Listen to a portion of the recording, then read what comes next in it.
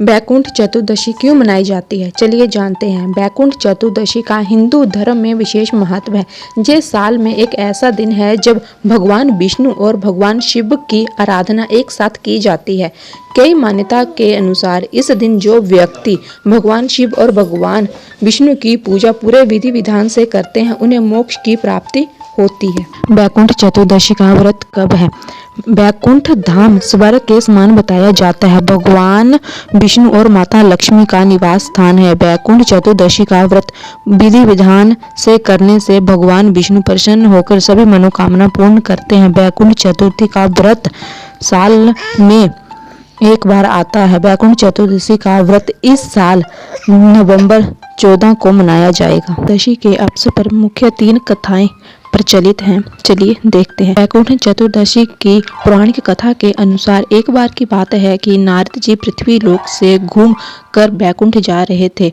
भगवान विष्णु उन्हें आदरपूर्वक बिठाते हैं और प्रसन्न होकर उन्हें आने का कारण पूछते हैं। नारद जी कहते हैं, हे प्रभु, आपने अपना नाम कृपा निधान रखा है, इससे आपके जो प्रिय भक्त हैं वह आपकी कृपा से रह जाते हैं। जो सामान्य नर नारी है वह वंचित रह जाते हैं। इसलिए आप मुझे कोई ऐसा सरल मार्ग बताएं जिससे सामान्य भक्त भी आपकी भक्ति से मुक्ति पा सके। ये सुनकर विष्णु जी बोले, हे नारद, मेरी बात सुनो।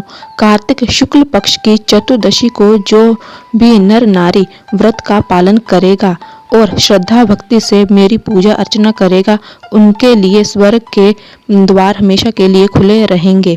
इसके बाद विष्णु जी जय विजय को बुलाते हैं और उन्हें कार्तिक चतुर्दशी को स्वर्ग के द्वार खुला रखने का आदेश देते हैं। भगवान विष्णु कहते हैं कि इस दिन जो भी भक्त मेरा थोड़ा सा भी नाम लेकर पूजा करेगा वह बैकुंठ धाम को प्राप्त होगा।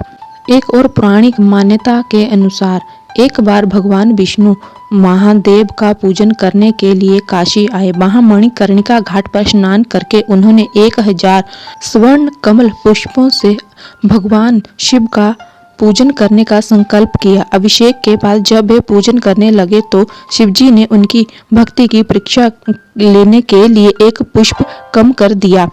भगवान श्री हरि को पूजन की पूर्ति के लिए 1000 कमल पुष्प चढ़ाने थे। एक पुष्प की कमी देखकर उन्होंने सोचा कि मेरी आंख भी तो कमल के ही समान है, मुझे कमल नयन और पुंडरीकाक्ष भी कहा जाता है। यह विचार कर भगवान विष्णु अपनी कमल समान आंख चढ़ाने को प्रस्तुत हुए।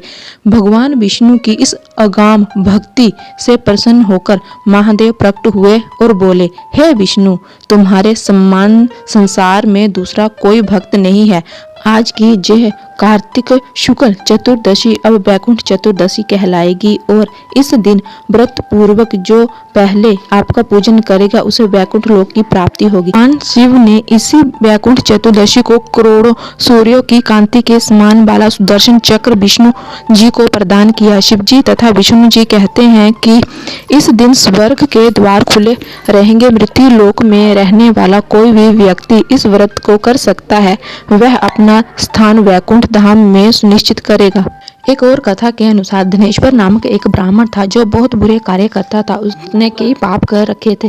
एक दिन वह गोदावरी नदी में स्नान करने गया। उस दिन बैकुंठ चतुर्दशी थी। कई भक्तजन वहां पूजा अर्चना करने गोदावरी घाट पर आए हुए थे। उस भीड़ में धनेश्वर भी उनके साथ था। इस प्रकार उन श्रद्धालुओं के स्पर्श के कारण धनेश्वर के कई पाप पुण्य में बदल गए। जब उसकी मृत्यु हुई तब उसे यमराज लेने आए और उसे नरक में भेज दिया।